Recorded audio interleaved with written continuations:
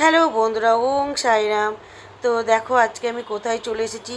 যেহেতু বাবু অনেক দিন ধরেই বলছিল যে একটু চলো বাইরে কোথাও যাই, একটু বাইরে গিয়ে ডিনার করে আসি। বাট যাবো যাবো করে যাওয়া হচ্ছিলো না। হঠাৎ আজকে বিকেল থেকে প্রচণ্ড বৃষ্টি হচ্ছে।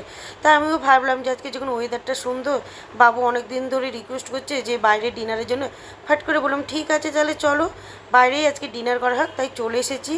তো তারপরে চলে এসেছি রেস্টুরেন্টে, কষে কষা রেস্টুরেন্টে। তো যাই হোক, এখানকার খাওয়া দাওয়াটা সত্যি খুবই সুন্দর।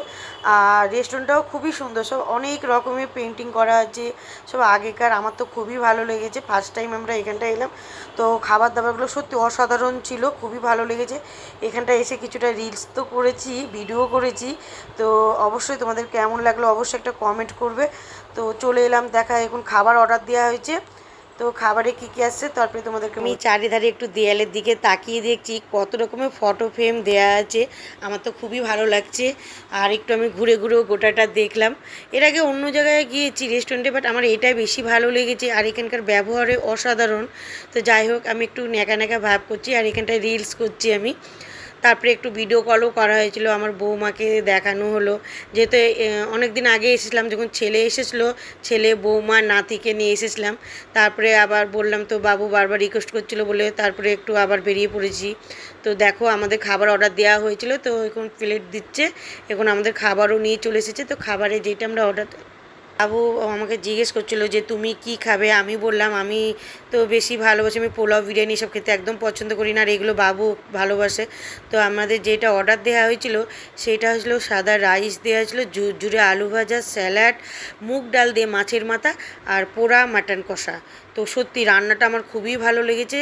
আমার তো মানে কি বলবো, মুখে এখনও মনে হচ্ছে যে আবার আবার চেষ্টা করব আবার পরে যাওয়ার। আমার তো খুব ভালো লেগেছে। আর সাথে ছিল পাঁপড় ভাজা। তো আমাদের যা যা অর্ডার করা হয়েছিলো পুরো সব চলে চলে এসেছে। তো যেটা এখন বাকি সেটা হলো খাওয়া দাওয়া। আমার তো খুবই ভালো লেগেছে। আর এখানকার সত্যি সত্যি খুবই ভালো। আর এখানটা সাইড দিয়ে গান বাজছিল, মিউজিকগুলো, সেটা আমি ভয়েসটা কমিয়ে দিয়েছি। যেহেতু আমাদেরও কিছু কথা ছিল সেগুলো উঠে যাচ্ছিলো বলে আমরা ভয়েসটা পুরো, আমি ওখানকার মিউজিকটা পুরো কমিয়ে দিয়েছি। তো সত্যি কি দারুণ রান্না, তোমরা যদি মনে করো ওখানটা চলে আসতে পারো কষে কষা রেস্টুরেন্টে, খুবই অসাধারণ।